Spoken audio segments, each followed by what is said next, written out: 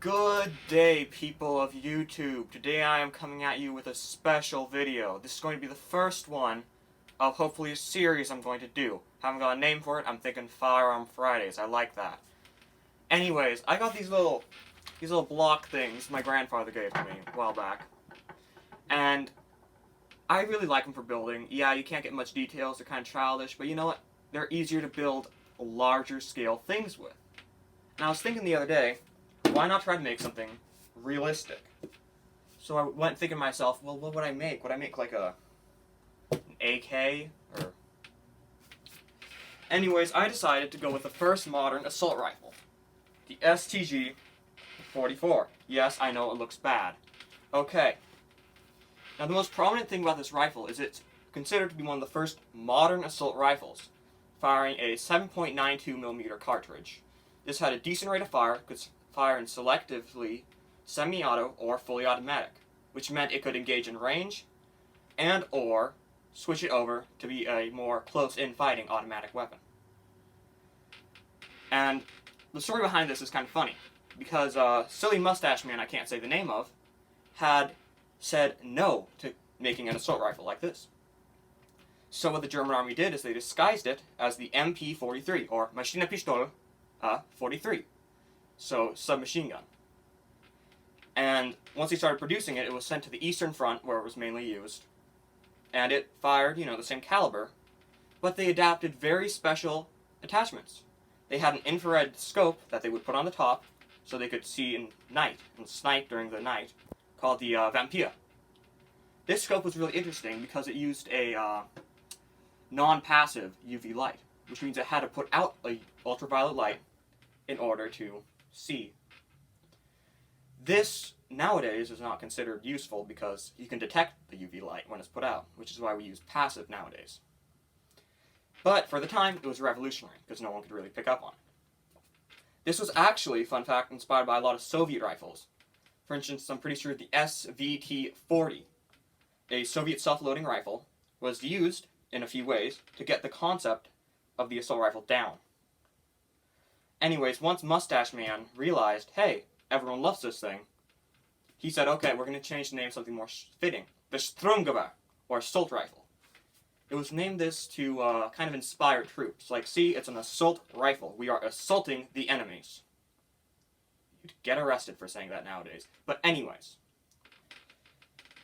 this thing is probably one of my favorite rifles because it inspired the AK. A lot of people say it stole the AK stole a lot of things from it, but truly, it was just inspired by it. It took the gas tubing up here, which I tried to detail as well as I could, as a kind of a learning step to put towards the AK. And in fact, the latter mentioned SVT-40 was actually used as an AK, an early AK, in some ways, and it was used to design said gun. Now, when it comes to the stock area of the gun, I kind of had a seizure.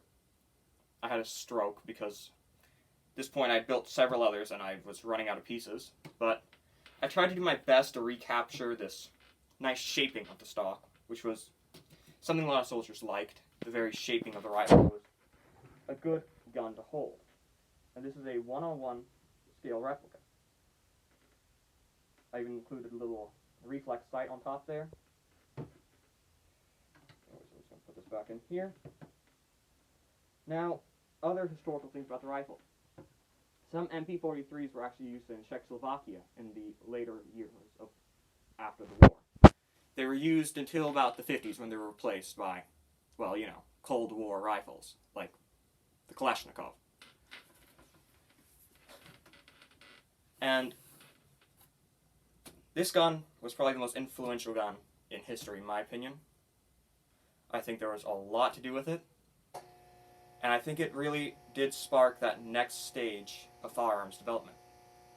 Because with this, the German army did not have to supply machine guns as much.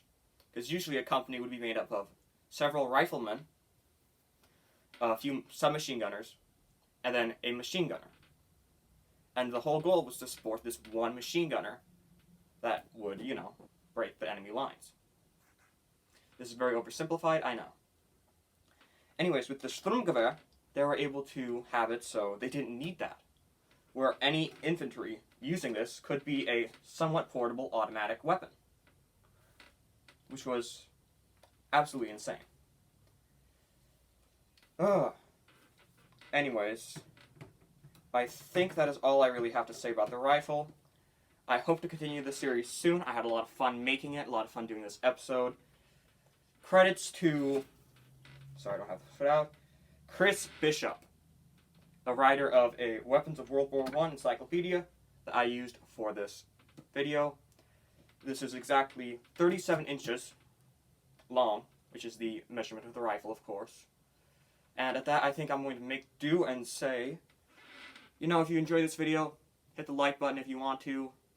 Subscribe if you feel generous. If you do, I really appreciate that. Let's see if we can't get the channel to 30 subscribers soon. Our like goal for this video will be 5 likes. And with 5 likes, I'll do another one of these. That is all from me. And like always, stay safe, folks.